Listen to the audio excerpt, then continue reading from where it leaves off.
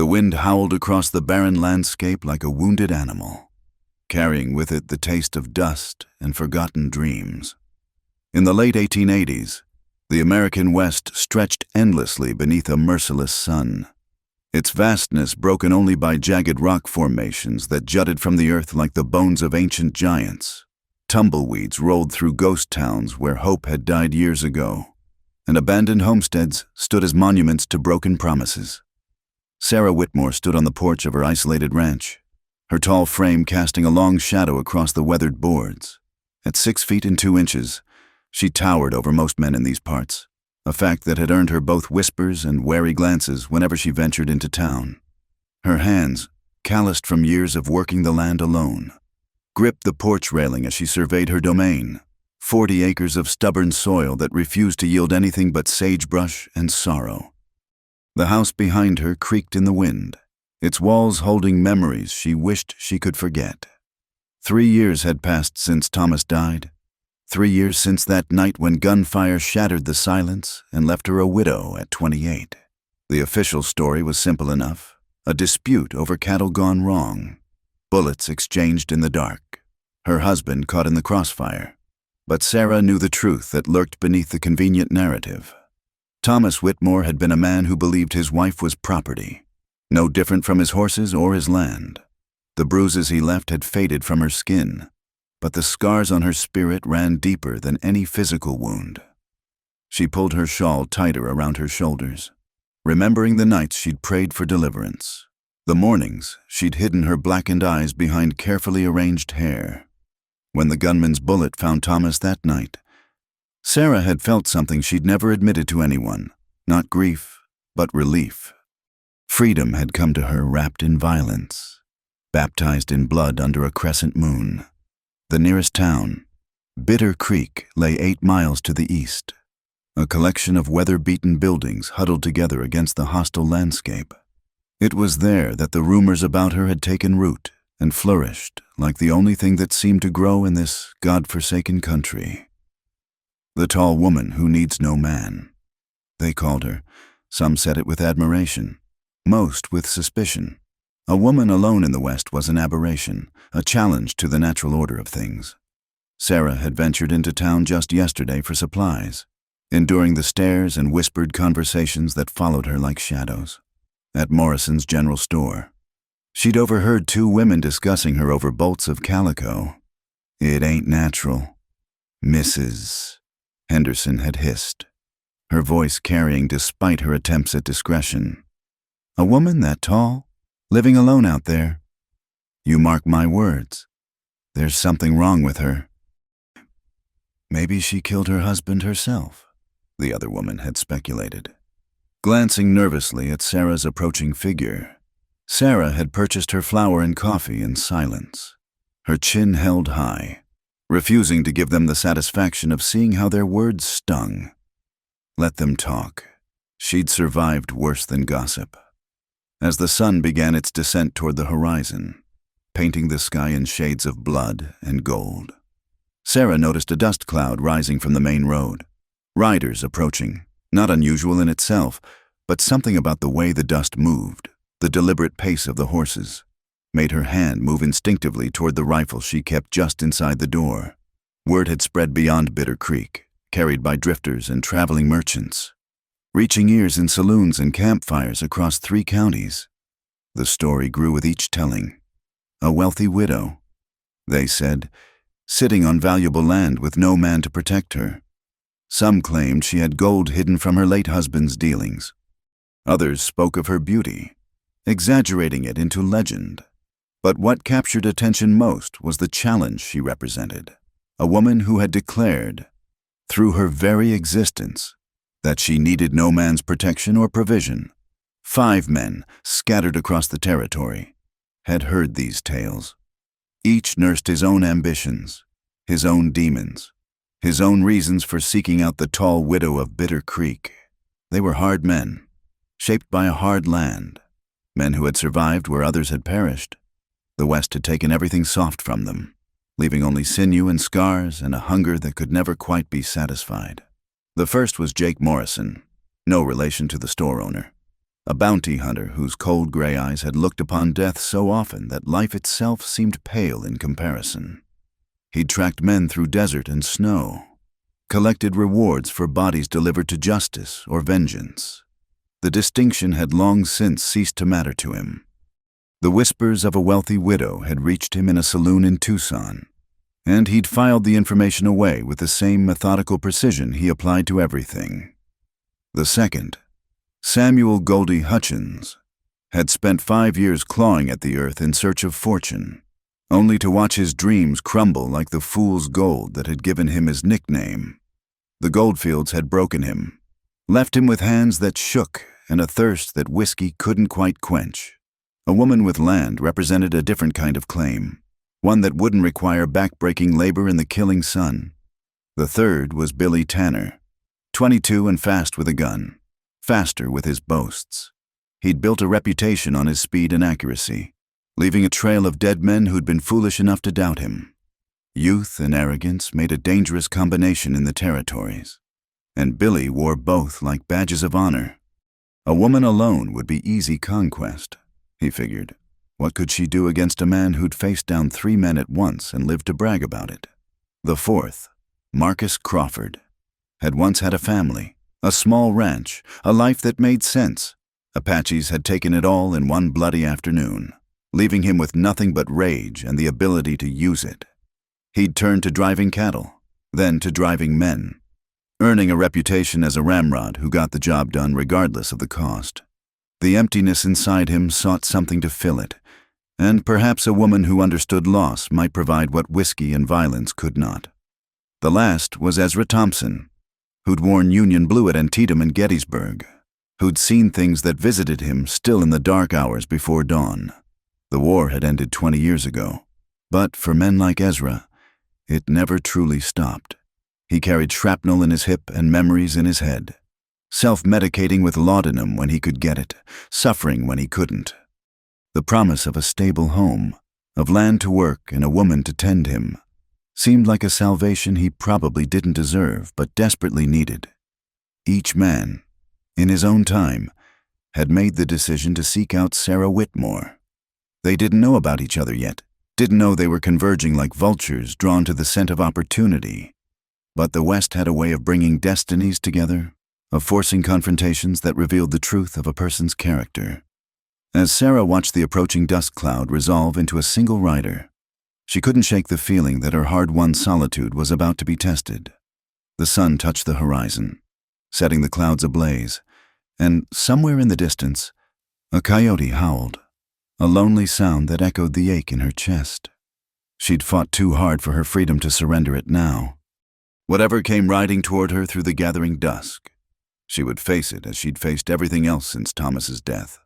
Alone, unbowed, and on her own terms. The tall woman who needed no man would prove the truth of those words, no matter the cost. The wind picked up again, stirring the dust around her feet, and Sarah Whitmore stood like a monument to defiance against the dying light, waiting for whatever trial the merciless land would deliver to her door.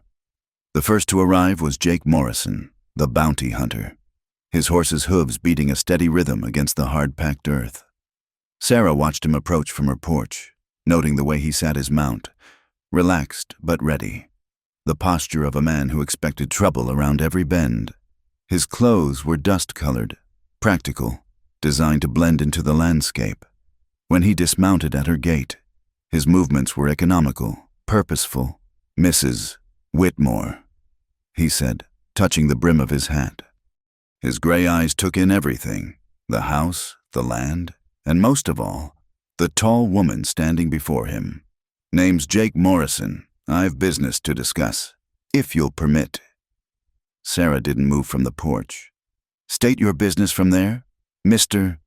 Morrison." A ghost of a smile crossed his weathered face. "Direct. I appreciate that in a person." He reached slowly into his coat, producing a wanted poster. "I'm tracking a man who might have passed through these parts. Thought you might have seen him." It was a transparent excuse, and they both knew it. Sarah glanced at the poster, some unfortunate soul with $1,000 price on his head, then back at Morrison. Haven't seen him. Mind if I water my horse? She gestured toward the trough. As he tended to his mount, Sarah studied him. Everything about Jake Morrison spoke of calculated control, from the way his gun hung at just the right angle to the careful distance he maintained. This was a man who viewed the world as a series of transactions, everything and everyone with a price attached. "You live out here alone," he observed, not quite making it a question. "I do. Dangerous country for a woman alone. Apaches, bandits, all manner of trouble." Sarah's hands tightened on the rifle she'd brought out with her. "I manage." Morrison nodded slowly. "I can see that. Still, might be you could use a partner, someone who knows how to handle trouble when it comes calling." "And what would this partnership cost me?" His smile widened slightly. "We could work out terms that benefit us both. I'm a reasonable man. Mrs. Whitmore, I know the value of things." Before Sarah could respond, another dust cloud appeared on the horizon. Morrison's hand moved to his gun, then relaxed as the rider came into view, a single man on a tired-looking sorrel. Samuel Goldie Hutchins looked like the goldfields had chewed him up and spat him out.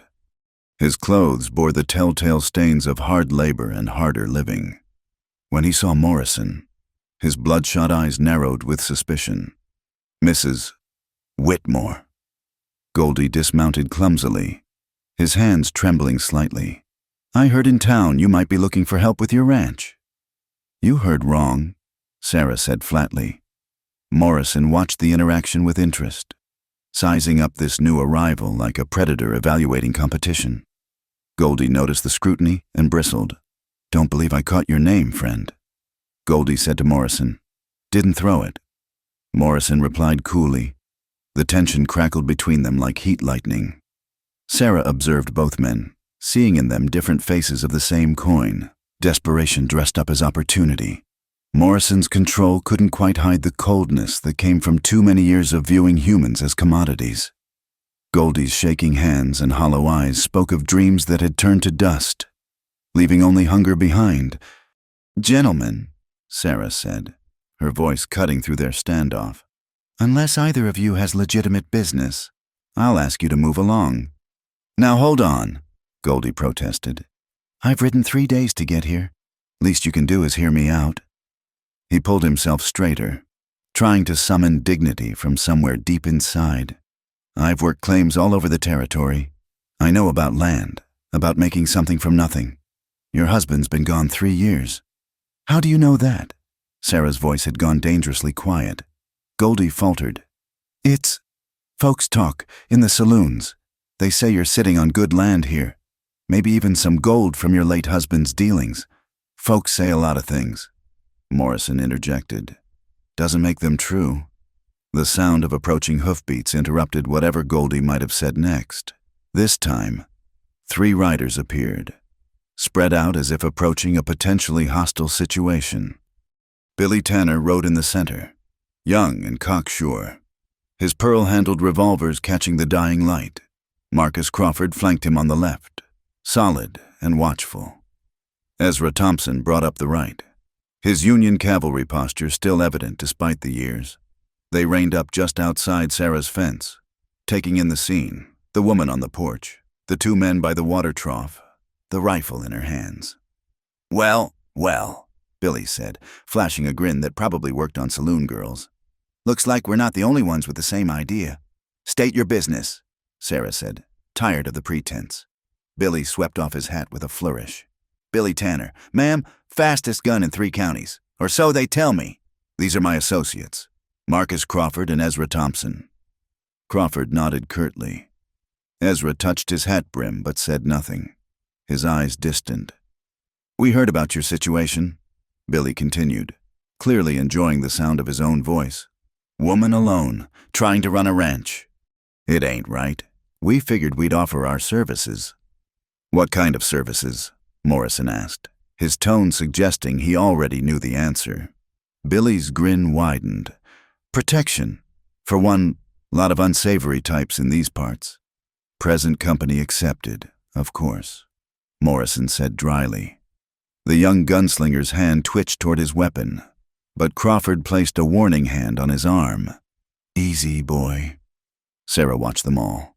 These 5 men who'd converged on her land like wolves scenting prey. Each wore his damage differently.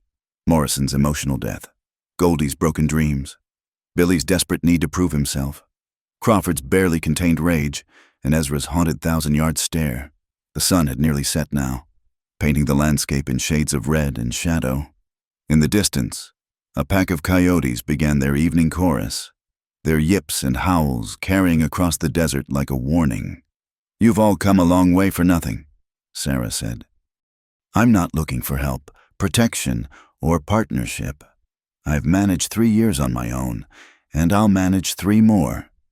No disrespect, ma'am." Crawford spoke for the first time, his voice gravelly from years of shouting over cattle drives. "But the territory's changing. It's getting rougher. A woman alone is still standing here while plenty of men are buried out there," Sarah finished. "I know what I'm capable of, Mr. Crawford." Ezra dismounted suddenly, his movement stiff. He approached the porch slowly, and Sarah noticed the way he favored his left side. An old wound, perhaps. When he spoke, his voice carried a weariness that seemed to come from his very bones. "I don't want your gold, if you have any," he said quietly. "Don't much care about your land either, just looking for a place to rest, somewhere the ghosts can't find me for a while." The raw honesty of it seemed to surprise everyone, including Ezra himself. Billy snorted derisively, but Sarah saw something flicker in Morrison's eyes. Recognition, perhaps, of a different kind of transaction. "We all got ghosts," Goldie muttered, taking another pull from a flask he'd produced from his coat. "Some more than others," Crawford added, his jaw tight. The air grew thick with unspoken tensions and old wounds. Sarah realized she was looking at 5 broken men, each seeking something from her that she couldn't or wouldn't provide. They wanted her to be their salvation, their second chance, their proof that they were still worth something in this harsh land. "There's a boarding house in Bitter Creek," she said finally. "Mrs. Patterson runs a clean establishment. You'd all be more comfortable there." "Comfort ain't what we're after," Billy said, trying to recapture his earlier bravado. "No," Sarah agreed. "You're after something you think I can give you. A new start, maybe redemption, purpose." "But I'm not in the business of fixing broken men. Gentlemen, I've got my own repairs to tend to." Morrison stepped forward slightly. "You're right, Mrs. Whitmore. We are broken. This land breaks everyone eventually. Question is, what do we do with the pieces? That's for each man to decide." Sarah replied, "But not on my land." The wind picked up again, stirring dust devils across the yard. The 5 men stood in loose formation, none quite willing to be the first to leave. The dynamics between them were already becoming clear, Morrison's calculating coldness putting him at odds with Billy's hot-headed youth, Crawford's simmering intensity making Goldie nervous, and Ezra standing apart from them all, lost in whatever battlefield still played behind his eyes. "Sun's going down," Sarah observed. "Road to town gets treacherous in the dark. Maybe we could camp here for the night," Billy suggested. "Wouldn't want to trouble you. Just stay out by the—" "No," Sarah's voice was iron. "You'll move on. Now." The refusal hung in the air like a challenge. For a moment, the possibility of violence flickered. 5 armed men, 1 woman, the isolation of the ranch, but something in Sarah's bearing, the steady way she held that rifle, the complete absence of fear in her eyes, gave them pause. It was Morrison who broke the standoff. "The lady's been clear, boys. We'd best respect her wishes." He mounted his horse with the same economical grace he'd shown in dismounting. "Mrs. Whitmore, I apologize for the intrusion." One by one. Reluctantly, the others followed suit. Goldie nearly fell trying to get back on his horse, the whiskey and exhaustion taking their toll. Crawford helped him without comment, the gesture revealing an unexpected kindness beneath the hard exterior. As they prepared to leave, Ezra looked back at Sarah. "You're stronger than you know," he said softly, Don't let anyone tell you different." They rode away into the gathering darkness, 5 silhouettes against the dying light. Sarah watched until they disappeared into the shadows, knowing with certainty that this wasn't over. Men like these didn't give up easily, especially when they'd convinced themselves that what they sought could be found in a tall woman standing alone against the desert. The coyote's song grew louder as night fell completely. Sarah finally lowered her rifle and went inside, barring the door behind her. In the distance, thunder rumbled, a storm approaching from the mountains, bringing with it the promise of change. She lit a lamp and sat at her kitchen table, the same table where Thomas had once slammed his fist in rage, where she'd eaten countless solitary meals since his death.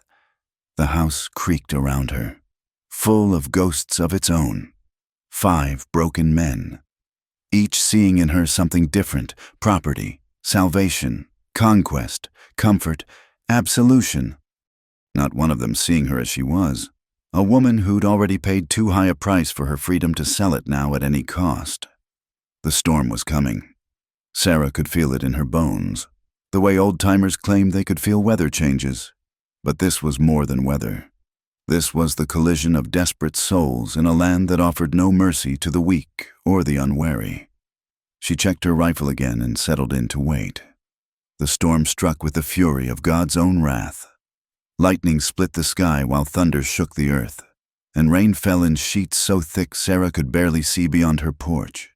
She'd watched the men ride away 2 hours ago, but something told her they hadn't gone far. Pride and desperation made for stubborn companions, and she'd seen both in abundance in their eyes.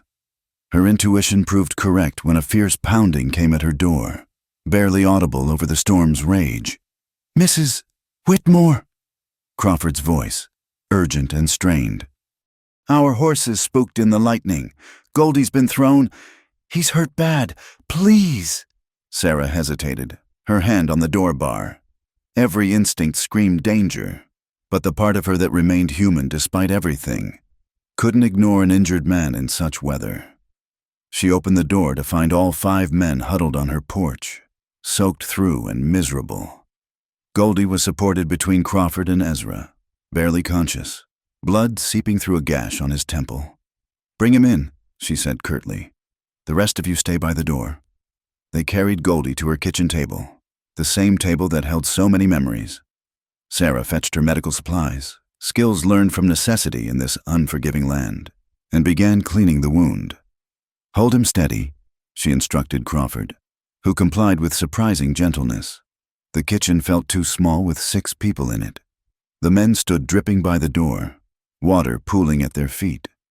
The lamplight cast dancing shadows on their faces, making them look like specters from another world. Morrison had removed his hat, revealing hair gone prematurely gray. Billy fidgeted constantly, his hands never far from his guns. Ezra stared at the wall, but Sarah could tell he was seeing something else entirely. As she worked on Goldie's wound, the storm's intensity seemed to press in on the small house. Wind howled through gaps in the walls like the voices of the damned, and the old structure groaned under the assault. "Thank you," Crawford said quietly. "Most folks would have left us out there." "I'm not most folks," Sarah replied, concentrating on her stitching. "No," Morrison observed from his position by the door. "You certainly aren't." The fire in the hearth sputtered and sparked, fighting against drafts that found every weakness in the house's construction. Sarah was acutely aware of her vulnerability, alone with 5 armed strangers, the nearest help miles away through an impassable storm. Yet she showed no fear, moving with the same steady confidence she'd displayed on the porch. "This is quite a place," Billy said, trying to break the tension. His eyes roamed the sparse furnishings, the careful organization of a life lived in solitude. "Must get lonely." Sarah didn't respond, focusing on her work, but his words triggered memories she'd rather forget. Thomas coming home drunk, the smell of whiskey on his breath, his hands rough and demanding. The loneliness of marriage had been far worse than the solitude of widowhood. "You're my wife." Thomas's voice echoed from the past. "You'll do as you're told." The first blow had surprised her more than hurt her. She'd been raised to be strong, to work alongside her father on their farm back east. But Thomas had wanted to break that strength, to remake her into something small and manageable. "A woman should know her place," he'd said, standing over her. "Especially one as unnatural as you." "Mrs. Whitmore?" Ezra's voice brought her back to the present. "You all right?" She realized her hands had stilled on Goldie's wound. "Fine," she said, resuming her work.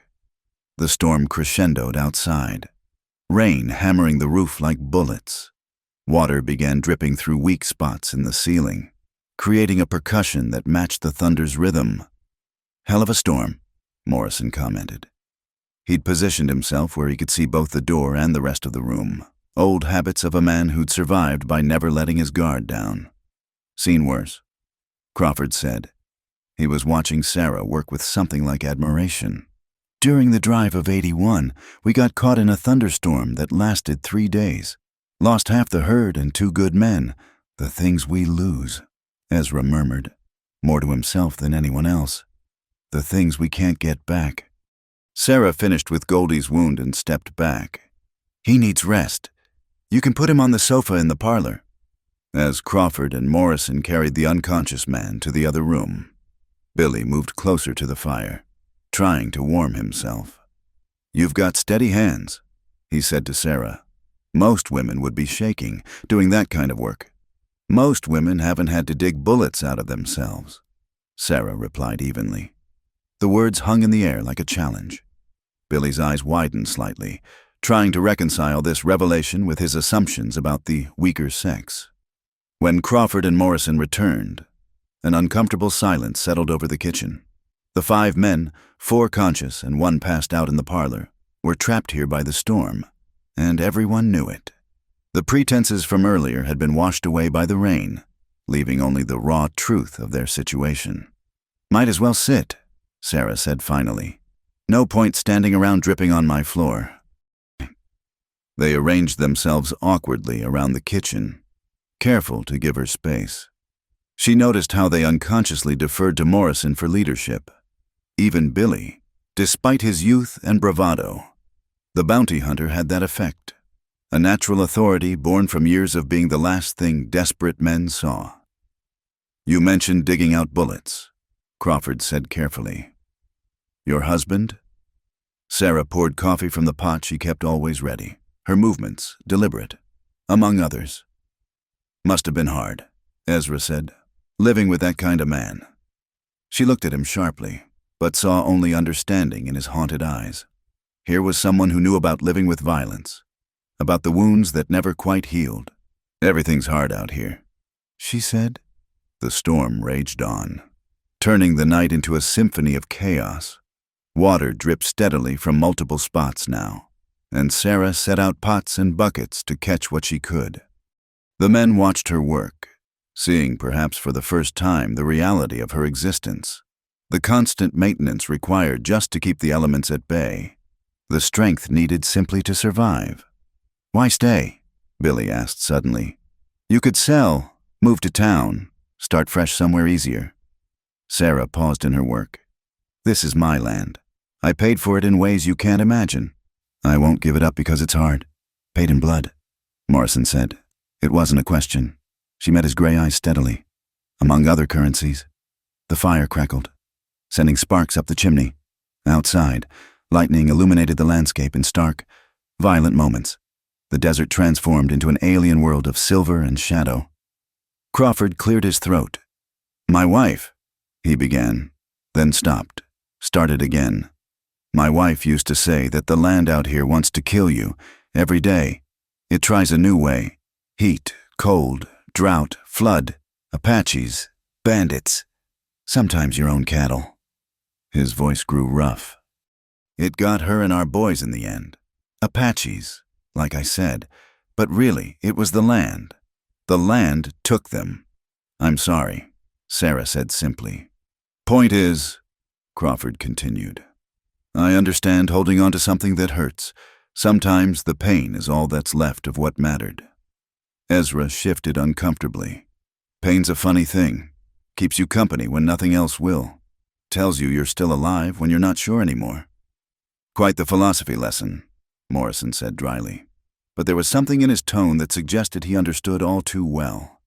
You all came here thinking I had something you needed, Sarah said.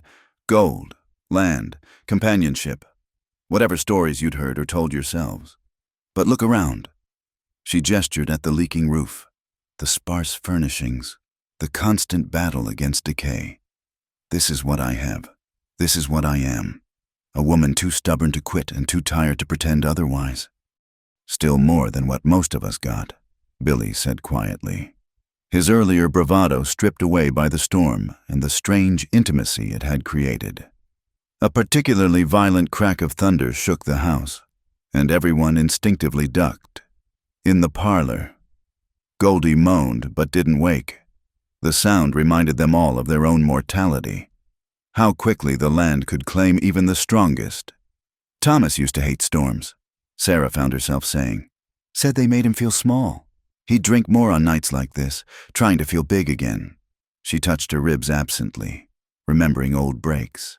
The storm was never the real danger in this house. The men absorbed this revelation in silence. Each had known violent men, had perhaps been violent men themselves. But there was something particularly ugly about the picture Sarah painted. Violence dressed up as marriage. Cruelty sanctified by law and custom. Some men, Ezra said carefully, think strength means making others weak. Never understood that myself. Saw too many strong men die in the war to think strength comes from hurting those who can't fight back. Your husband? Morrison asked. The night he died. You were here? Sarah's smile was sharp as winter wind. I was here, saw the whole thing. Tragic accident. The sheriff said, wrong place, wrong time. The implication hung between them like another presence in the room. Morrison nodded slowly, understanding passing between them, professional recognition of a well-executed plan. Sometimes, Crawford said. Accidents happen to the right people. The storm began to ease slightly. Though rain still fell in steady sheets, the house had held, mostly, though tomorrow would bring a dozen repairs. Sarah moved to check on Goldie, the men's eyes following her tall figure. She knelt beside the sofa, checking his breathing, adjusting the blanket she'd thrown over him. Even unconscious and broken, he clutched at her hand when she touched his forehead, seeking comfort in his delirium. When she returned to the kitchen, she found the 4 conscious men deep in thought, each wrestling with their own demons in the storm's violent embrace. We'll leave at first light, Morrison said. Soon as the storm breaks, that would be best. Sarah agreed, but something had shifted in the room's dynamics. The pretenses were gone, the fantasies dissolved. What remained was more complicated. 5 damaged souls recognizing something familiar in a woman who'd survived her own wars. The storm continued its assault on the small house. But inside, a different kind of reckoning was taking place. Sarah Whitmore, the tall woman who needed no man, had shown them all exactly what that meant. And perhaps for the first time, they were beginning to understand the true price of the freedom she guarded so fiercely. The storm passed with the dawn, leaving the desert transformed. Water pooled in usually dry depressions, creating mirrors that reflected the early sky. The air smelled of sage and wet earth, clean and new. Sarah stood on her porch, surveying the damage, loose shingles, a section of fence down. Her vegetable garden turned to mud, but the house had held, as it always did. The men emerged slowly, like creatures unaccustomed to daylight. Goldie was conscious but weak, leaning heavily on Crawford. They gathered in the yard, an awkward congregation of would-be suitors reduced to grateful guests. We're obliged for your hospitality, Morrison said, his professional demeanor restored with the sunrise. You were in need, Sarah replied simply. But as they prepared to leave, Billy spoke up. What if we stayed? Not, he added quickly, seeing her expression. In your house, but nearby, we could help with repairs, prove ourselves useful. Prove yourselves? Sarah's tone was skeptical. Let us show you we're more than what you saw yesterday.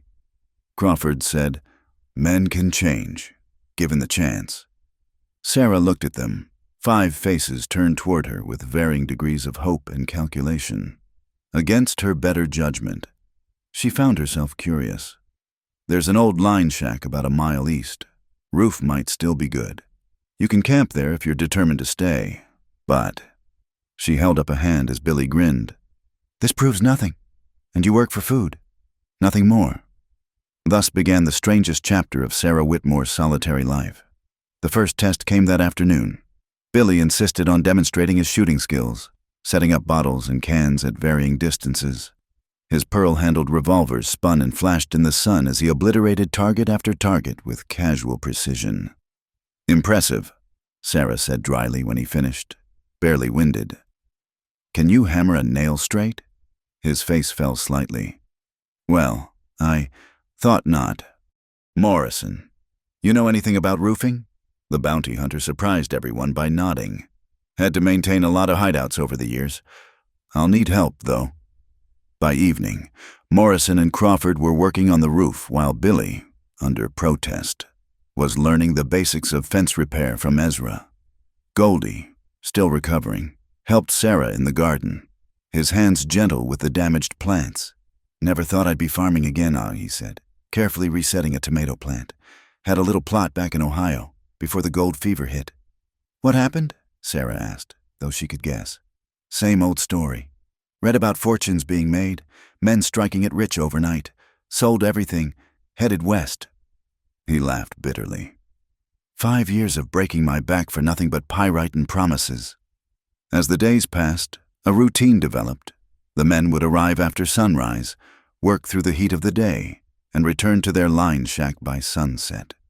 Sarah maintained her distance, but she watched them, evaluating. Morrison worked with mechanical efficiency, never complaining, never slowing, but she noticed how he positioned himself always with clear sight lines, how his hand never strayed far from his weapon. This was a man who'd lived too long as hunter and hunted to ever truly relax. Crawford threw himself into physical labor as if punishing his body could quiet his mind. Sometimes she'd catch him staring at nothing, his face twisted with grief, before he'd shake himself and return to work with renewed violence. Billy struggled most with the mundane nature of ranch work, used to solving problems with speed and bullets. He chafed at tasks requiring patience and persistence.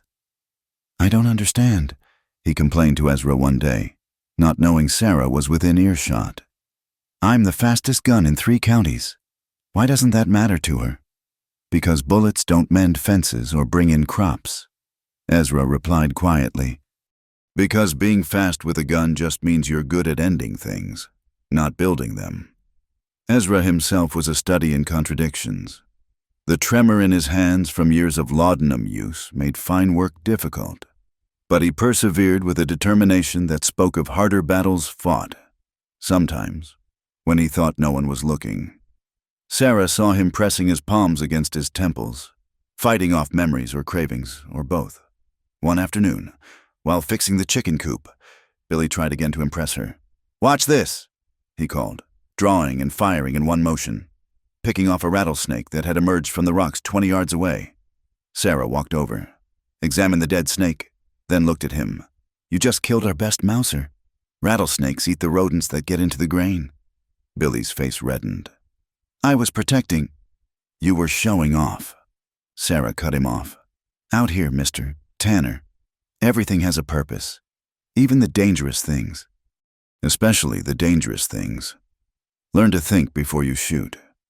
That evening, she found Crawford by the well, washing the day's dirt from his face. The sunset painted the sky in shades of loss. You see them sometimes, don't you? She said quietly. Your family. He stilled, water dripping from his hands. Every day, Sarah, my wife, different Sarah, she had this laugh. Could light up a room. And the boys, his voice cracked. I see them in every shadow, hear them in every silence. The dead don't leave us easy. Sarah agreed. But living for them, that's different than dying for them. You speaking from experience? Sarah thought of Thomas, of the nights she'd planned, the careful doses of laudanum in his whiskey, the patient waiting for the right moment that never came, until fate and another man's bullet did the job for her. We all got our ghosts, Mr. Crawford. Question is whether we let them drive the wagon or not. The real test came at the end of the week. A group of riders appeared on the horizon, hard men with harder intentions. Sarah recognized the type immediately. Claim jumpers, the kind who preyed on isolated homesteads. "Afternoon, ma'am," their leader said, his smile cold as a snake's. "Heard you might be looking to sell. We're prepared to make an offer." "Not interested," Sarah said flatly. "Now, don't be hasty. Woman alone. Working land this size seems like more trouble than it's worth." Behind her, she sensed rather than saw the 5 men emerging from various corners of the property. Morrison appeared first, materializing like smoke, his hand casual on his gun. Crawford stepped out of the barn, a pitchfork in his hands that suddenly looked lethal. Billy came from the corral, moving with the loose-limbed confidence of youth. Ezra and even Goldie flanked them, creating a semicircle of protection. The leader's eyes narrowed, calculating odds.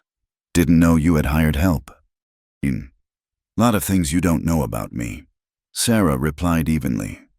The tension stretched taut as wire. Then Morrison spoke, his voice carrying the weight of every life he'd taken or brought to justice. "Gentlemen, I believe the lady's made her position clear.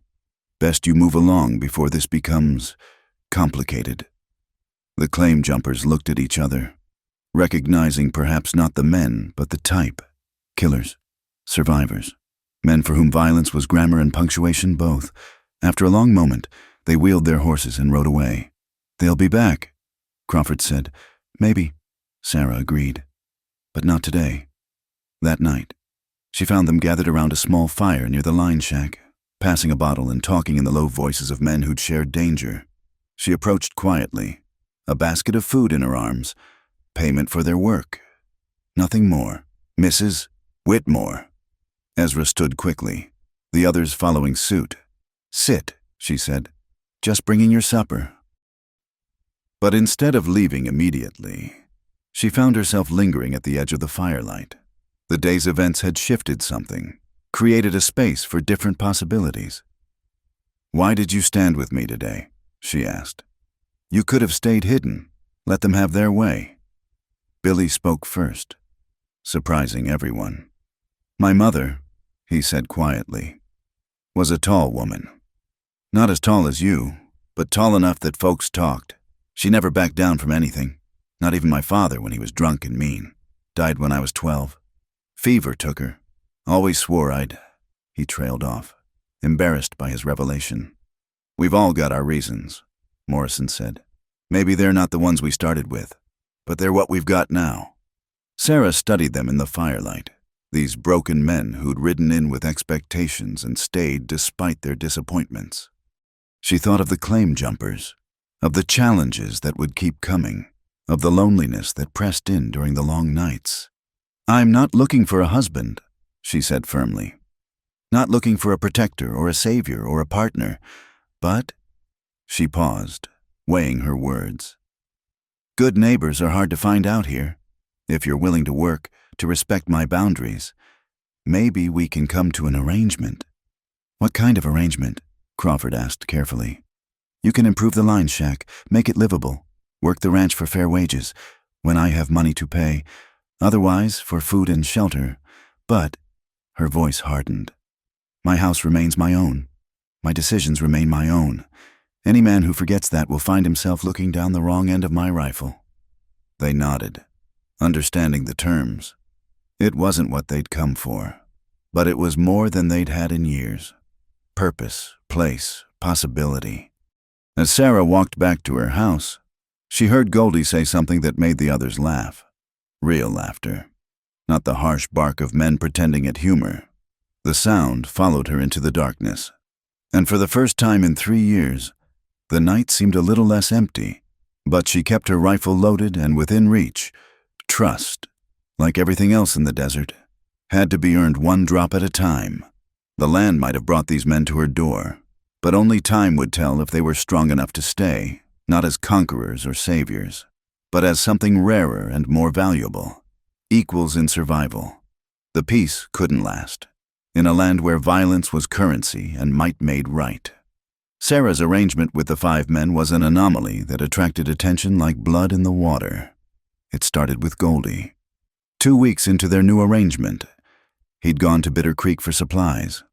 Sarah had given him a list and enough money for the essentials, trusting him despite the tremor that still marked his hands. He returned late, stumbling from his horse, his face bearing fresh bruises. "What happened?" Crawford demanded, catching him before he fell. "Thompson," Goldie gasped. "Jack Thompson and his boys said we had no right to be here. Said they'd been planning to take this land themselves." Sarah emerged from the house, drawn by the commotion. She took in Goldie's condition with one sharp glance. "How many? 4, maybe 5. Goldie winced as Ezra examined his ribs. They said worse was coming if we didn't clear out. Jack Thompson." Sarah knew the name, a small-time cattle baron with big ambitions and fewer scruples. He'd been circling her land like a vulture for years, waiting for her to fail or flee. "Did you fight back?" Billy asked, his hands already on his guns. Goldie shook his head miserably. "Couldn't. They jumped me behind the feed store. Never had a chance." Morrison's eyes had gone cold and calculating. "Thompson's got a spread about 10 miles north, runs maybe 30 head of cattle and thinks he's a king. He's been trying to expand." Sarah said, "Buying up failed homesteads, pushing out smaller ranchers. I've been a thorn in his side just by existing. So we push back," Billy said eagerly. "Right over there tonight. Show them they can't—" "No." Sarah's voice cut through his enthusiasm. "That's what they want, an excuse to come here with the law on their side. Then what do we do?" Crawford asked. Sarah was quiet for a moment, thinking. The moon was rising, casting silver light across the desert, somewhere in the distance. A coyote howled, lonely, defiant. "We wait," she said finally. "And we watch. Men like Thompson don't stop at threats. When they come, we'll be ready." The attack came 3 nights later. Sarah woke to the smell of smoke. For a moment, memory and reality blurred. Thomas, drunk and careless with his cigarettes, the constant fear of fire. But this was different. This was intentional. She grabbed her rifle and rushed outside to find the barn ablaze. Flames licked at the wooden structure, already consuming the hay stored for winter. In the flickering light, she saw riders, 4 men, maybe 5, whooping and firing their guns into the air. The 5 men burst from the line shack, half-dressed but armed. Morrison moved like a shadow, taking position behind the well. Crawford and Ezra spread out, finding cover. Billy stood exposed for a moment, rage making him careless, before Goldie pulled him behind a wagon. "My barn!" Sarah's voice carried across the chaos. "You bastards burned my barn!" One of the riders turned toward her, and she recognized Jack Thompson's segundo, a vicious piece of work named Cole Matthews. "Just a warning. Widow woman. Next time it'll be the house, with you in it." Sarah raised her rifle and fired. The shot took off Matthews' hat, close enough to part his hair. "There won't be a next time," she called back. What followed was minutes that felt like hours. Gunfire erupted from both sides, muzzle flashes lighting the darkness like deadly fireflies. Sarah shot with the cold precision of someone defending home, each shot carefully placed. Morrison was death itself, dropping one rider from his horse with a shot that seemed impossible in the dancing shadows. Crawford's rifle boomed steadily, keeping the attackers from advancing. Even Goldie, his hands shaking, managed to lay down covering fire, but it was Billy who turned the tide. The young gunslinger stepped into the open, both pistols drawn, and became a force of nature. His gun spoke in rapid succession, a deadly rhythm that sent the remaining attackers wheeling away in panic. One man clutched his shoulder, another his leg. Billy had wounded, but not killed, showing more restraint than Sarah would have expected. "That's right, run!" Billy shouted after them. "And tell Thompson next time we won't be so gentle." As the thunder of hoofbeats faded, Sarah surveyed the damage. The barn was beyond saving, flames consuming the last of the structure. Months of stored hay, tools, tack, all gone, but no one was seriously hurt, and the house still stood. "I'm sorry," Ezra said quietly, standing beside her as she watched her barn collapse. "We brought this on you." "No," Sarah said firmly. "Thompson's been planning this for years. You just gave him an excuse." Crawford and Morrison were already organizing a bucket brigade, trying to keep the fire from spreading. Billy helped, his earlier bravado replaced by grim determination. Goldie, despite his injuries, worked alongside them. As dawn broke, they stood exhausted among the ashes. The barn was gone, reduced to charred timbers and memory. Sarah's face was streaked with soot and sweat, but her eyes remained dry. She'd learned long ago that tears changed nothing in this hard land. "They'll come back," Morrison said. It wasn't a question. "Yes," Sarah agreed. "We could leave." Crawford offered reluctantly. "Draw them off." Sarah turned to face them all. These men who'd come seeking something from her had instead given something. Their labor, their protection, their willingness to stand. It wasn't what any of them had expected, but it was what had emerged from the crucible of necessity. "Running's not in my nature," she said. "But I won't hold any of you to—" "We're not running either," Billy interrupted. His face was young in the morning light, but his eyes had aged years in one night. "Thompson wants a war? He's got one." "The boy's right," Morrison said. "Though I'd prefer to end this with less drama and more efficiency." Over the next days, they prepared. The loss of the barn was a serious blow. Without hay storage, keeping livestock through winter would be nearly impossible. But they adapted, as people in the desert always had. Morrison disappeared for a day, returning with intelligence. "Thompson's planning something bigger. He's hired guns from Tucson, professional killers, not local thugs." "How many?" Sarah asked. 6, maybe 7, plus his own men." Morrison paused. "There's more. He's been spreading stories in town. Says you're entertaining multiple men, trying to turn public opinion against you." Sarah's jaw tightened. Even now, even after proving herself capable of standing alone, her worth was measured by her virtue in the eyes of the town. A woman who refused to conform was a woman who must be destroyed. "Let them talk," she said coldly. "Words don't kill." "No," Ezra said quietly. "But they can make killing easier. People don't ask questions when a loose woman disappears." That night, Sarah couldn't sleep. She walked out into the desert, needing space to think. The stars wheeled overhead. Indifferent to human struggles, she found herself at a small rise overlooking her property, the place where she'd once stood with Thomas the day they'd claimed this land. "Going to build an empire here," he'd said, his arm heavy around her shoulders. "You'll see. Sarah, I'll make something of myself, and you'll be a proper rancher's wife." Even then, she'd known his dreams were built on sand, but she'd had her own dreams of partnership, of building something together. Instead, she'd gotten bruises and broken promises, learning that the only person she could truly rely on was herself. Footsteps behind her made her turn, rifle ready. It was Crawford, his hands raised peacefully.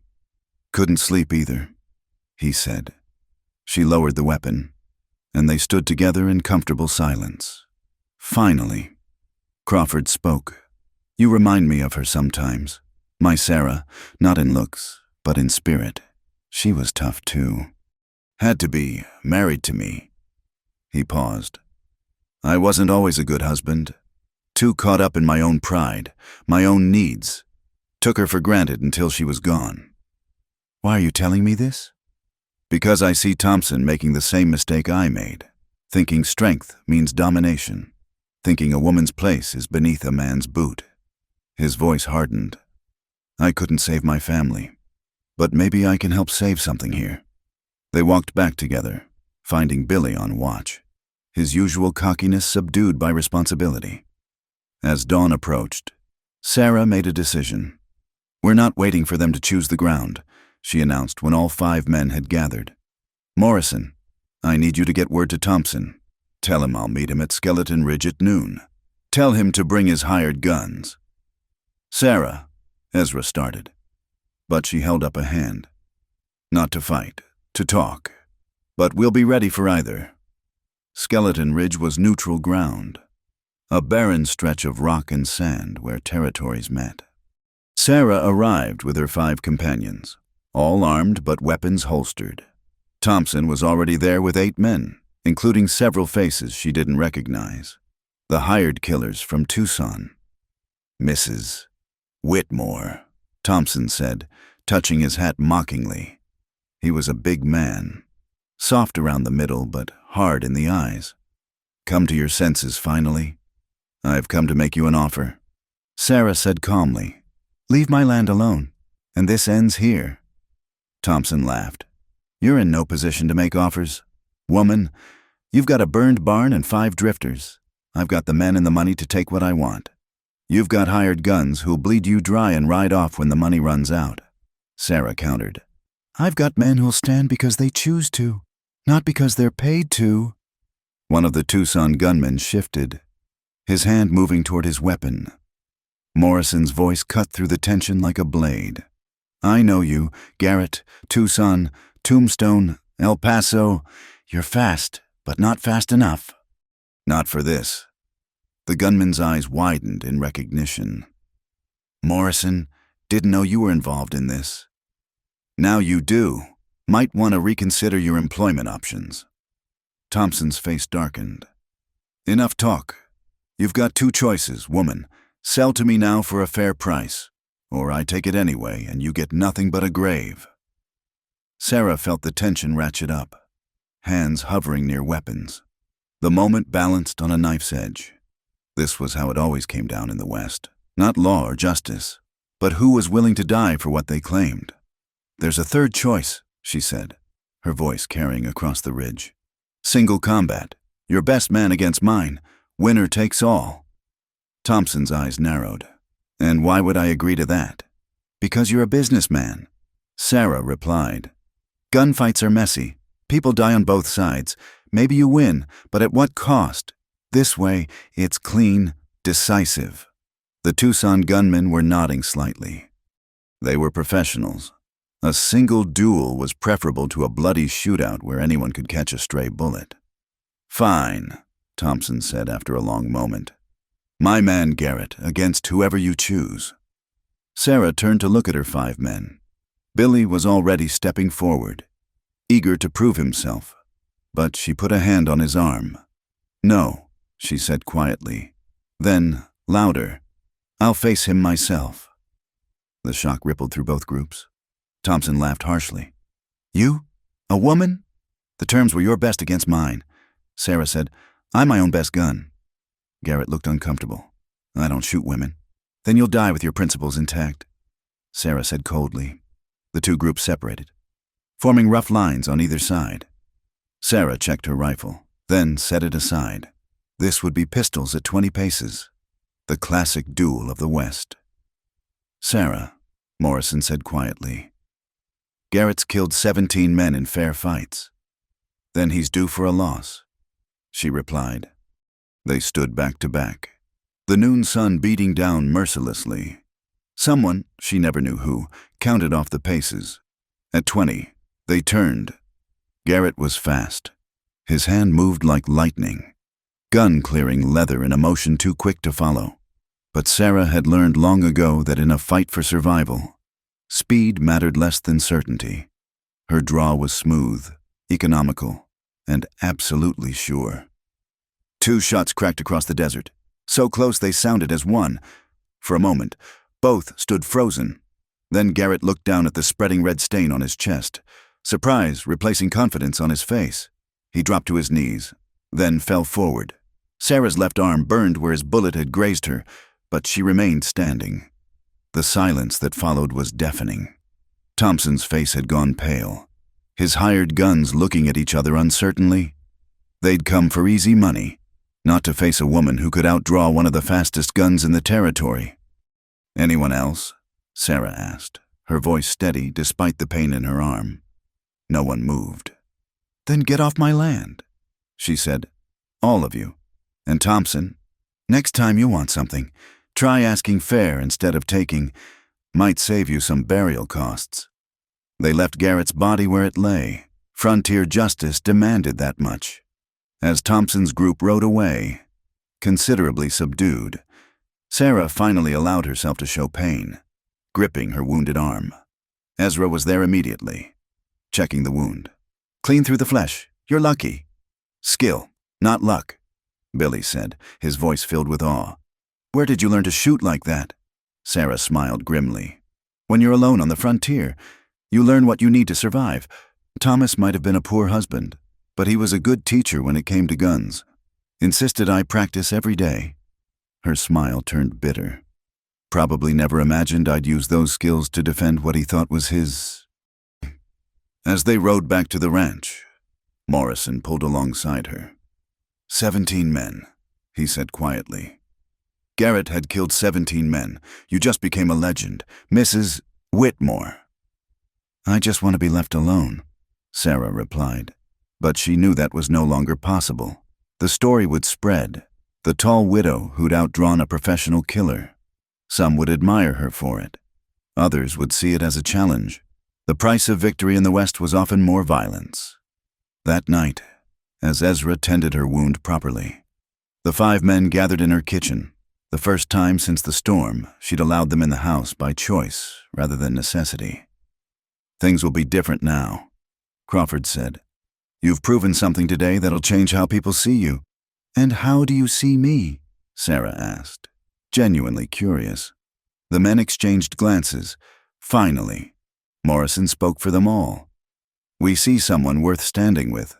Not for, not behind, but with." It was, Sarah realized, the first time in her life men had offered her equality rather than protection or domination. The price had been blood and fire, loss and pain.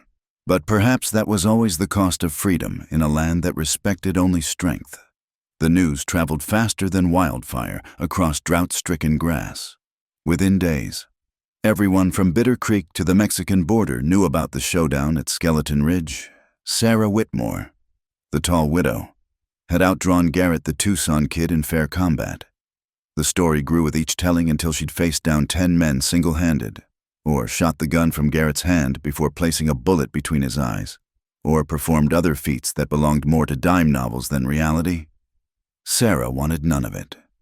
She stood in Morrison's general store, trying to purchase supplies like any other day, but the usual whispers had transformed into something else. Women pulled their children closer, but their eyes held a mixture of fear and curiosity rather than simple disdain. Men stepped aside, some touching their hat brims with newfound respect, others with hands that hovered near their guns. Mrs. Whitmore, Jonas Morrison, no relation to Jake, said nervously as he tallied her purchases. "About your credit." "I have cash," Sarah said, placing coins on the counter. No, he stammered. "I mean, your credit's good here, always, whatever you need." She looked at him steadily. "Same terms as always. Mr. Morrison, I pay my debts." Outside, she found Billy waiting with the wagon, his posture tense. A group of young cowboys lounged against the saloon across the street, watching them with calculating eyes. "Trouble?" Sarah asked quietly. "Maybe. That one in the red shirt's been asking about you. Says he's faster than Garrett ever was." Sarah sighed. This was what she'd feared. Every gunslinger looking to make a name would see her as a stepping stone to fame. "Let's go." But as they loaded the supplies, the young cowboy swaggered over. He couldn't have been older than Billy, his face still soft with youth, but his eyes hard with ambition. "Mrs. Whitmore," he said, his hand resting on his gun. "Name's Tom Brennan. Heard about you and Garrett? Impressive, if it's true." "It's true," Billy said, stepping forward. Brennan ignored him, focusing on Sarah. "Thing is, Garrett was getting old, slow. Now me, I'm in my prime. Be a shame if folks started thinking a woman was the fastest gun in the territory when it ain't necessarily so." Sarah finished loading a sack of flour, her movements deliberate. When she finally faced him, her expression was tired rather than angry. "Mr. Brennan, I've got work to do, cattle to tend, fences to mend, a barn to rebuild. I don't have time for every boy who thinks killing makes him a man." His face flushed. "You calling me boy?" "I'm calling you young," Sarah said. "Go home, find a girl, start a family, build something. Don't end up like Garrett, bleeding out in the dust for nothing but pride." For a moment, she thought he might push it. His hand twitched, and she saw Billy tense beside her. Then one of the older cowboys called out, "Leave it, Tom. She ain't worth it." The words stung more than any challenge would have. Not worth it, because she was a woman who'd stepped outside her prescribed role, who'd proven herself equal to any man with a gun. In their eyes, that made her less than woman, but not quite man, existing in some liminal space that offended the natural order. The ride back to the ranch was quiet. "Finally," Billy spoke. "You could have taken him." "Probably," Sarah agreed. And then another would come, and another, each one younger, faster, hungrier for reputation. That's no life. "What choice do you have?" She didn't answer because she didn't know. At the ranch, they found Crawford and Ezra working on plans for the new barn while Morrison kept watch and Goldie tended the vegetable garden with surprising skill. The routine of it, the normalcy, felt like a refuge from the town's charged atmosphere. But even here, things had changed. The men treated her differently now, not with the dismissive gallantry of before or the resentful deference of the defeated, but with something approaching genuine respect. It was, paradoxically, more unsettling than their earlier attitudes. That evening, as they shared supper outside the line shack, Judge Patterson arrived. Sarah knew him by reputation, one of the few honest lawmen in the territory, a man who believed in justice over convenience. "Mrs. Whitmore," he said, dismounting heavily. He was an older man, gray-bearded and solid. "I apologize for the intrusion." "Judge," Sarah acknowledged. "Coffee?" he accepted gratefully. And they sat on the porch while the 5 men maintained a respectful distance, but stayed within earshot. "I'll be direct," Patterson said. "The territorial governor has heard about the incident at Skeleton Ridge. He's concerned." "About what?" "It was a fair fight." "That's just it." The judge said, "When men kill each other, it's business as usual. But a woman outdrawing a professional gunman, that's the kind of story that makes headlines back east, makes the territory look wild, ungovernable, bad for statehood efforts." Sarah set down her coffee cup carefully. "So what does the governor want?" "He wants you to sign this." Patterson produced a document. "It's a statement saying the duel was staged, that Garrett took a dive for money. Says you'll leave the territory within 30 days. The silence that followed was heavy with tension. Sarah could feel the men behind her coiling like springs, ready to defend her honor. She held up a hand, keeping them in check. "And if I refuse?" Patterson sighed. "Then things get complicated. Your land rights could be challenged. The sheriff might find reasons to investigate your husband's death more thoroughly. The town could make life difficult. More difficult than it already is? You have no idea," Patterson said quietly. "I've seen what happens when the powers that be decide someone needs to disappear. Usually it's Mexicans or Indians. But a woman who won't conform, you'd be surprised how easy it is to justify." Sarah stood, pacing to the edge of the porch. In the distance, the sun was setting, painting the desert in shades of blood and gold. This land that she'd bled for, that had taken everything and given back only what she'd forced from it, was both her prison and her freedom. "What do you think I should do?" "Judge." He was quiet for a long moment. "The law says you've done nothing wrong. But the law and justice don't always walk the same path out here. You've got to decide what's worth fighting for." "I've been fighting all my life," Sarah said. "First against my father's expectations, then my husband's fists. Now the whole damn territory. When does it end?" "When you stop," Patterson said simply. "Or when they stop you."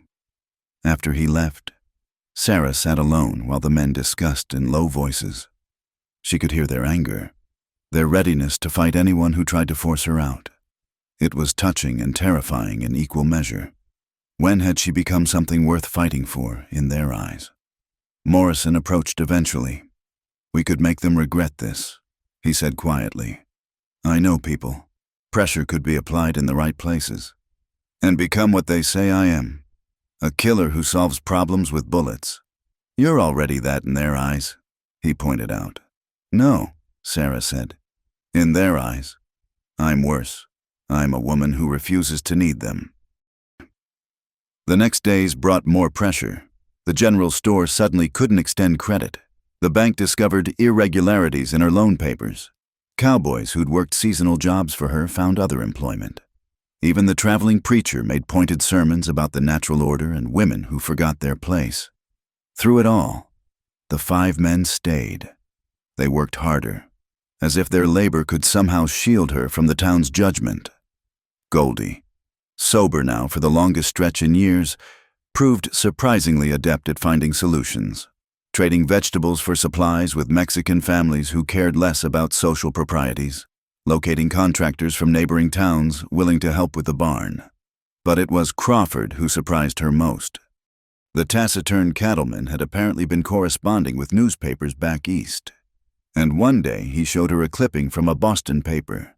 Lady Gunslinger of the West, a new kind of frontier woman. "They're making you famous," he said. "Might be that's protection in itself. Hard to make a famous person disappear quietly." Sarah read the article with growing dismay. It painted her as everything from a tragic widow forced to violence to a cold-blooded killer who'd murdered her way to independence. But buried in the sensationalism was something else. Letters from women expressing admiration, asking if the stories were true, wondering if the West really offered such freedom. "This isn't what I wanted," she said. "What did you want?" Ezra asked gently. Sarah thought about it. "Peace. To work my land, raise my cattle, watch the seasons change, to be left alone. That was never possible," Morrison said. "Not for a woman like you in a place like this. You're too tall, too strong, too unwilling to bend. You were always going to be a lightning rod." That night, unable to sleep, Sarah walked out to where they were building the new barn. The frame stood skeletal against the stars, a promise of renewal. She found Billy there, standing guard. "Can't sleep either," she asked. "Keep thinking about Brennan," he admitted. "And others like him. They'll keep coming. Maybe. Doesn't that scare you?" Sarah considered the question. "Thomas scared me. His fists, his moods, his drinking. Those boys looking to make a reputation, they're just wind, loud but ultimately passing. You really aren't afraid of dying?"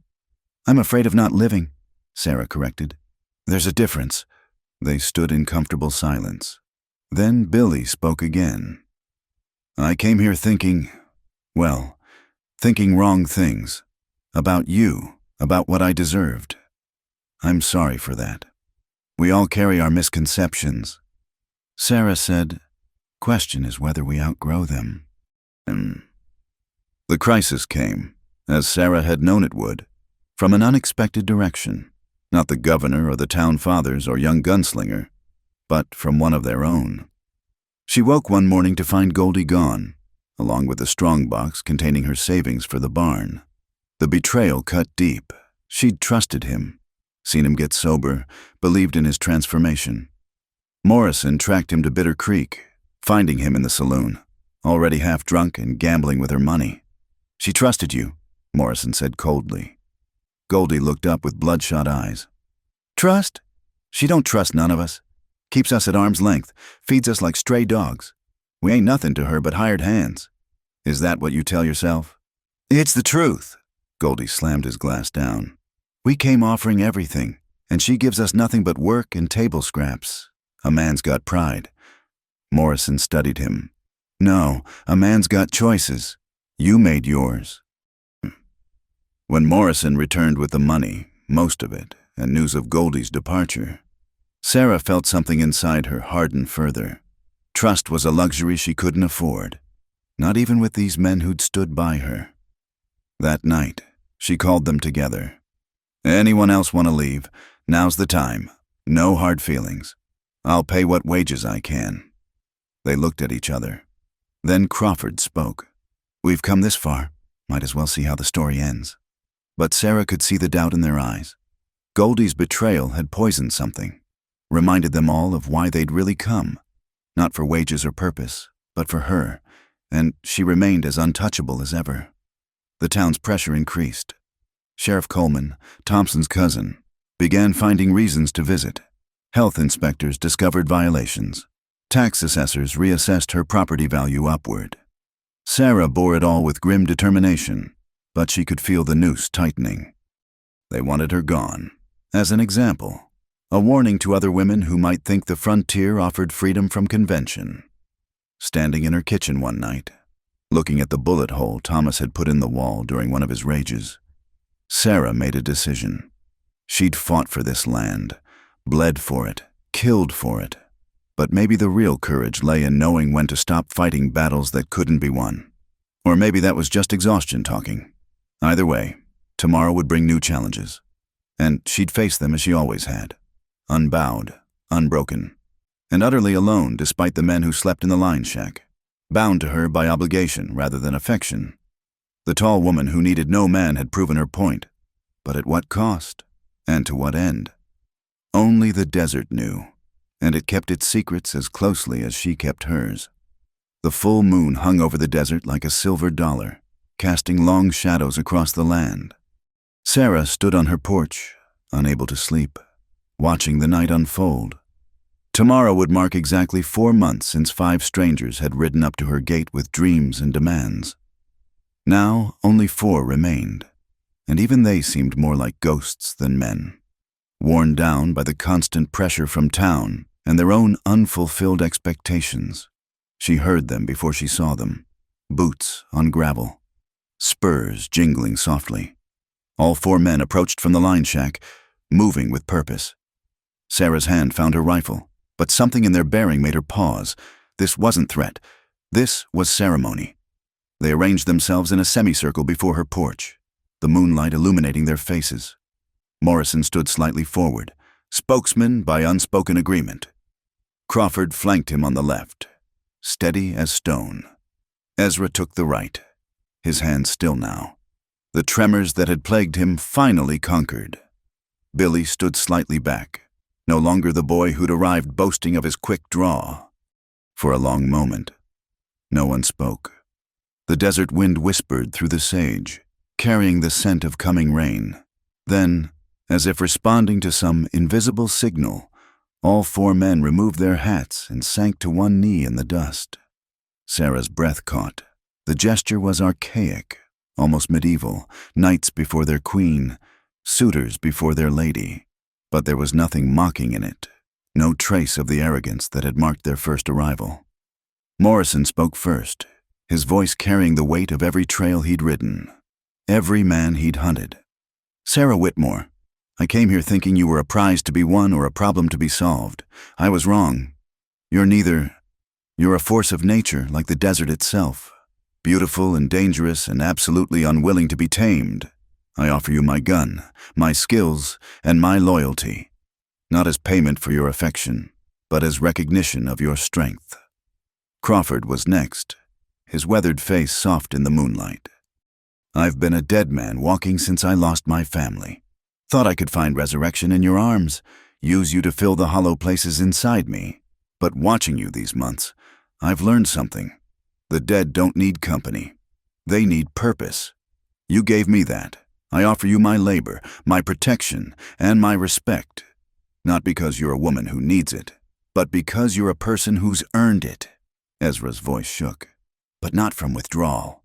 "I've spent 20 years trying to forget what I've seen, what I've done. Came here hoping you could make me forget, but you did something else. You made me remember why I fought in the first place. For freedom, for the right to live unbowed. I offer you my steady hand, my hard-won wisdom, and my understanding. Not as a cure for my pain, but as a fellow survivor who knows the cost of freedom." Billy went last, and his youth made his words more poignant. "I thought being fast with a gun made me a man. Thought taking you would prove something to the world, to myself. But you taught me that real strength isn't in taking. It's in standing, in choosing to build rather than destroy." I offer you my youth, my enthusiasm, and my growth. Not as a boy seeking a mother or a conquest, but as a man learning what it means to be worthy of respect. They knelt there in the silver light. 4 men who'd traveled hard roads to reach this moment of clarity. Sarah looked at each face, seeing them truly for perhaps the first time, not as threats or burdens or unwanted suitors, but as human beings who'd grown beyond their initial desires into something more complex and valuable. "Why now?" she asked quietly. "Why tonight?" Morrison raised his head slightly. "Because tomorrow Sheriff Coleman's coming with foreclosure papers. Because Thompson's hired more guns. Because the whole territory's turned against you. And we wanted you to know where we stand before it all goes to hell." "And where is that?" "With you," Crawford said simply. "Not for you, not against you, but with you. Whatever comes." Sarah felt something crack inside her chest, not breaking, but opening, like ice giving way to spring. Painful, but necessary. These men had come seeking ownership, partnership, salvation. What they offered now was something else entirely. Recognition.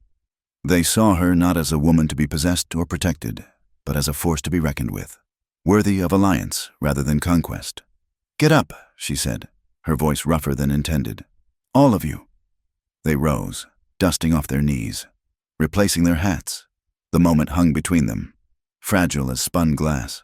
"I've lived 3 years believing I needed no one," Sarah said slowly. Maybe that was true.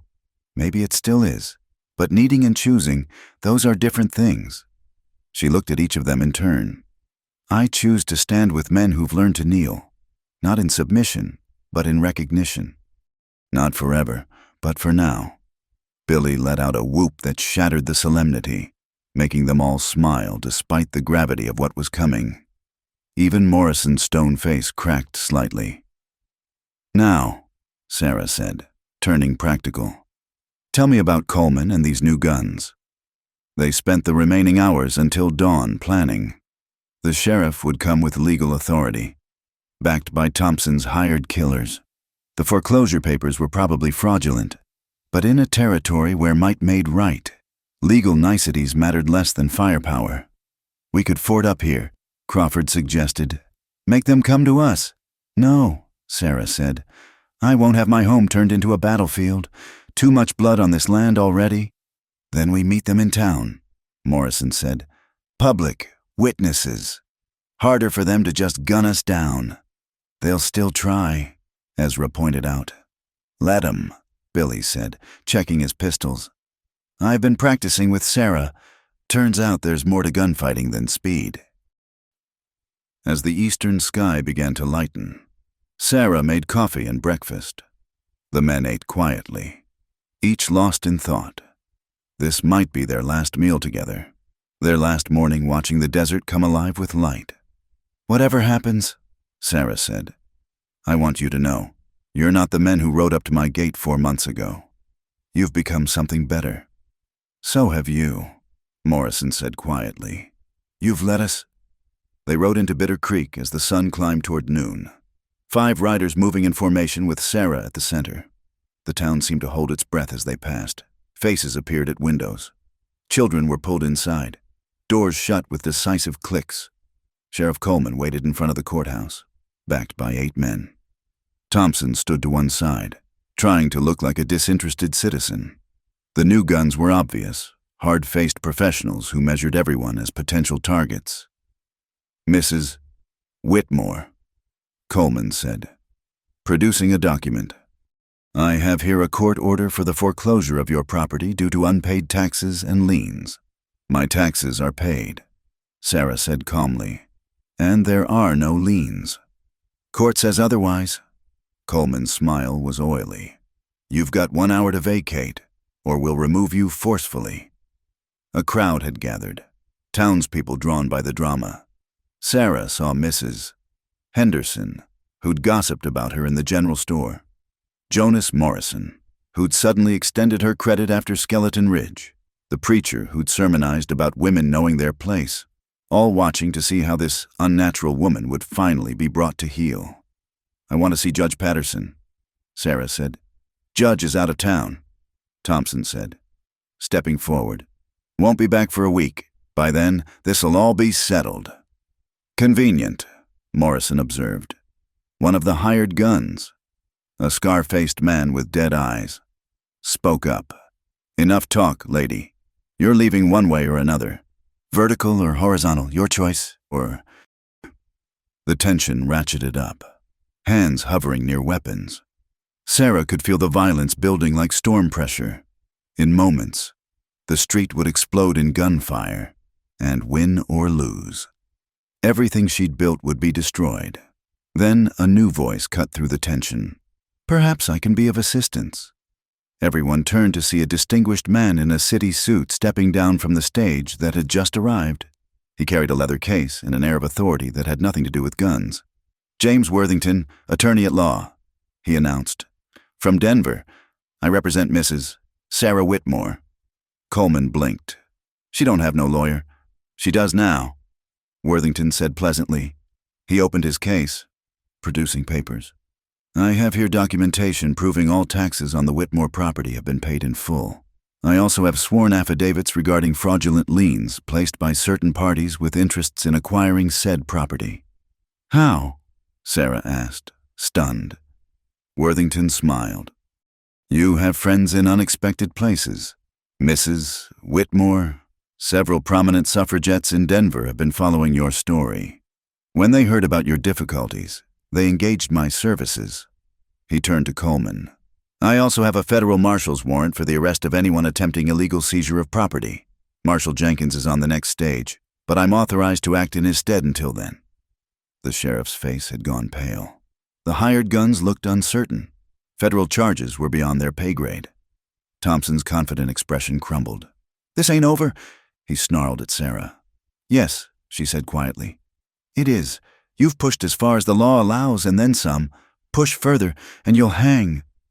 The crowd murmured, the tide of opinion shifting. Sarah Whitmore wasn't just a dangerous woman anymore.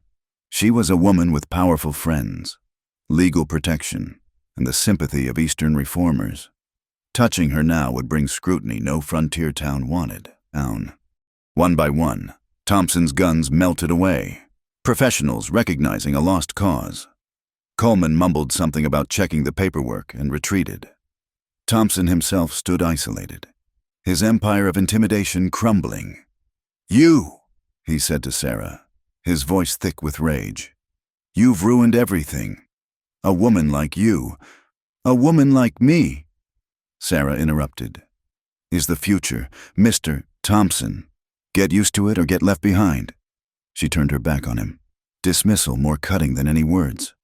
The crowd parted as she walked back to her men, her chosen allies, her earned family. They rode out of town in silence, the magnitude of the reversal still sinking in. Only when they reached the ranch did anyone speak. Denver suffragettes? Crawford asked. Worthington, who'd accompanied them, smiled. Your story's been in newspapers from Boston to San Francisco. Mrs. Whitmore, the tall widow who stands alone. You've become something of a symbol. I never wanted to be a symbol, Sarah said. Nevertheless, the lawyer replied, sometimes we don't choose our roles. We simply play them as best we can. That evening, as Worthington caught the return stage, Sarah stood with her 4 men watching the sunset paint the desert in shades of victory and possibility. So, Billy asked, what happens now? Sarah looked at them, these men who'd knelt not in defeat but in recognition, who'd stood not for conquest but for justice. They'd all traveled long roads to reach this moment, and the journey had transformed them all. Now, she said, we build the barn first, then maybe expand the herd. Crawford, you know cattle. Ezra, you've got a head for numbers. Morrison, security's still a concern. And Billy, time you learned there's more to life than gunplay. And you? Morrison asked. Sarah smiled, a real smile that transformed her face from handsome to beautiful. I'll do what I've always done. Work the land, face whatever comes, stand tall. But now, she looked at each of them, I won't be standing alone, not because I need you, but because I choose you. There's a difference. The desert wind rose, carrying the scent of sage and promise. 4 men and 1 woman stood together as equals, forged by trial into something stronger than any of them had been alone. In the growing darkness, a coyote called, not lonely this time, but announcing its presence to the pack. Sarah listened to the answering cries and understood that even the desert's fiercest predators knew the value of choosing their companions. She'd said it earlier. Not one of them fit, and it was true, not as she'd first meant it, rejecting ownership and domination, but they fit together, these broken pieces forming something new and stronger than conventional shapes.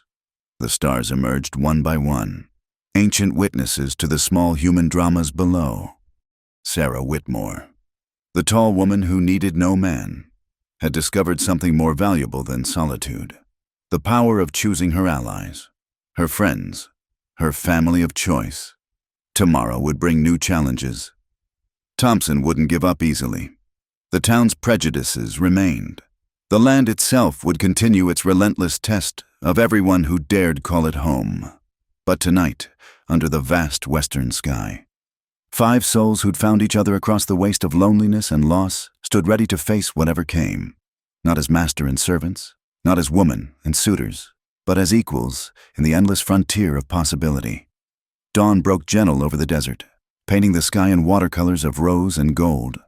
Sarah stood alone on her porch, as had become her custom, watching the world wake. But this morning felt different. The weight that had pressed on her shoulders for 3 years, longer, if she counted the suffocating years with Thomas, had lifted. Behind her, she heard the sounds of the ranch stirring to life. Morrison's careful footsteps as he checked the perimeter. Crawford's low voice talking to the horses. The clatter of Ezra preparing breakfast. Billy's cheerful whistle as he hauled water from the well. They moved with easy familiarity now, each knowing his role without being told. The desperate men who'd arrived at her gate were gone, replaced by something harder to define, but infinitely more valuable. Morrison appeared around the corner of the house, rifle in hand. "All quiet," he reported, then paused. "Letter came yesterday. Didn't want to disturb you with everything happening." He handed her an envelope, her name written in careful script. Sarah opened it, read, and felt her breath catch. "What is it?" Morrison asked, noting her expression. "It's from Goldie," she said quietly. "He's in California, says he's been sober 60 days, working at a mission, helping other men dry out. Says," she paused, "says he's sorry and grateful, that watching me stand strong showed him what he could be if he tried." Morrison nodded slowly. Men change, given reason and time. "Yes," Sarah agreed, folding the letter carefully. "They do." The others had gathered now, drawn by some instinct that this was a moment worth witnessing. Sarah looked at them, her unlikely family. Forged in conflict and tempered by choice. "I need to go to town," she announced. "Alone?" Old habits made them tense. "Trouble?" Crawford asked. "No, business, personal business." She saw their concern and smiled. "I'll be back by noon. The ranch won't run itself." She saddled her horse herself, as always, but accepted Billy's help adjusting a loose strap. Small accommodations, allowing others to care without surrendering capability. The ride to Bitter Creek was peaceful. Desert larks sang from the sage, and a hawk circled lazily overhead. Sarah passed the spot where Garrett had died. Now just another patch of sand and stone. The land absorbed violence as readily as rain, leaving no trace of human drama. In town, she dismounted at the bank. Mr. Hartley, the manager, nearly tripped over himself opening the door for her. "Mrs.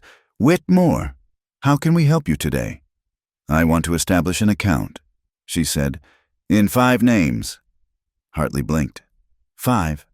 Sarah Whitmore, Jake Morrison, Marcus Crawford, Ezra Thompson, and Billy Tanner, equal partners in the Whitmore Ranch. "Partners?"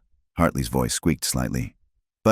But you own the ranch, and I'm choosing to share ownership with the men who've earned it," Sarah said firmly. "Drop the papers." An hour later, she emerged with documents that would shock her companions. But it felt right. These men who'd transformed from would-be conquerors to true allies deserved more than wages. They deserved a stake in what they'd helped preserve. Her second stop was the general store. Mrs. Henderson was there, gossiping with two other women. They fell silent when Sarah entered. "Ladies," Sarah said pleasantly. "Fine morning." "Mrs. Whitmore." "Mrs." Henderson replied stiffly. Sarah selected her purchases, then paused at the counter. "Mrs. Henderson, I heard your eldest daughter wants to study teaching but can't afford the school in Denver." The woman's face showed surprise. "How did you—" "Yes, that's true. I'd like to sponsor her education," Sarah said simply. "Every girl deserves the chance to stand tall." She left before they could respond, but heard the explosion of whispers behind her. Let them talk. The story would be different now. Her final stop was the cemetery at the edge of town. She stood before Thomas's grave, marked with a simple stone. No loving words, just his name and dates. "You taught me to shoot," she said quietly. "Insisted on it, so I'd be able to protect your property while you were gone. Never imagined I'd use those skills to protect myself from you." She knelt, brushing dust from the stone. "But I survived you.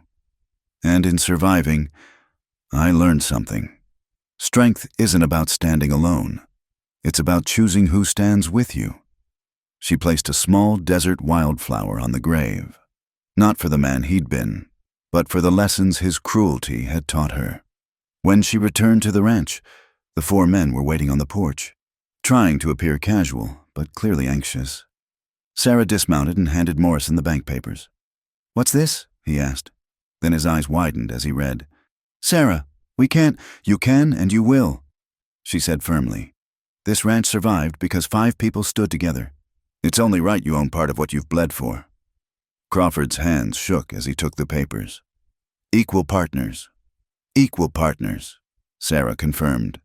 "In the ranch, in the decisions, in the future we build." Ezra wiped his eyes. Overcome. Billy just stood stunned, mouth open. Then, as one, they started to kneel again. "Don't you dare," Sarah said, but she was smiling. Partners don't kneel to each other. They stand together. So they stood. 5 unlikely souls bound by choice rather than chance. The afternoon stretched before them, full of work and possibility. There were fences to mend, cattle to tend, a barn to finish. But first, Ezra insisted on cooking a celebration meal. As they sat around the table that had witnessed so much pain and transformation, Billy raised his cup of coffee. "To the Whitmore Ranch. To choosing well," Morrison added. "To second chances." From Crawford. "To standing tall," Ezra contributed. Sarah raised her own cup. "To fitting together, even when we don't fit the mold."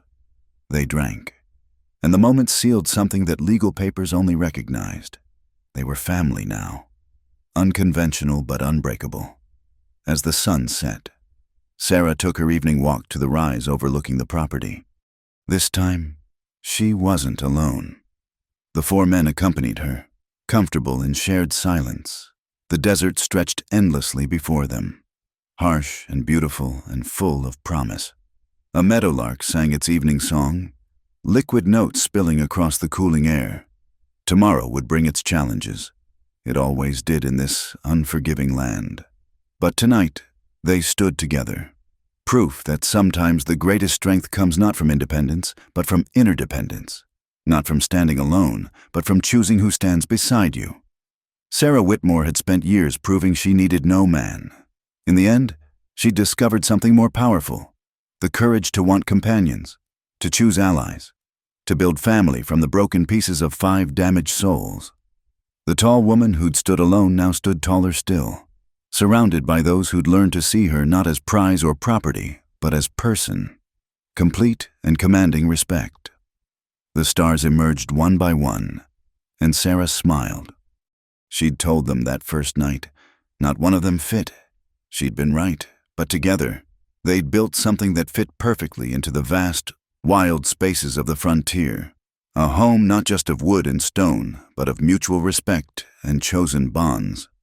The desert wind rose, carrying the scent of sage and possibility. And Sarah Whitmore, no longer alone by necessity, but accompanied by choice, breathed deeply of freedom that tasted all the sweeter for being shared. Thank you so much for listening to this Wild West love story. I'd love to know where in the world you're enjoying these tales of the American frontier. Please share in the comments below. Don't forget to subscribe to From Wild West channel for more authentic stories of courage, redemption, and the untamed spirit of the Old West. What did you think of Sarah's journey? Share your thoughts. I read every comment.